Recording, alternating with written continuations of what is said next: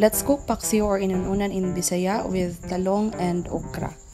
To begin with, prepare your fish, your favorite fish, siling labuyo, okra, talong, and our lamas.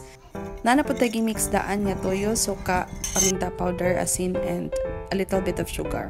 So after that, i-arrange nato ang isda sa karahay, butang nato ang mga lamas ug ang okra and talong nga ato ang giandam. So ipinagwapa lang na nimo siya og arrange, and then ibahin-bahin ang mga lamas para mas mulasa gid siya sa isda niya. Once mabutang na nimo tuta ng mga lamas, ibutang dayon ni sunod ang katong gimix na nato daan nga vinegar, toyo, asin, bitsin, char. Magic sarap ug uban pa. And then after a few minutes, mao na ni siya nibukal na, and then pag mubukal na gid ni siya pag-ayo kay butangan na nato siya og oil, at least 2 tablespoon. And then if gusto nimo adan siya og paminta na dahon, then much better also, depende sa imo. And after a few minutes, this is it. Let's eat pancit and enjoy your meal.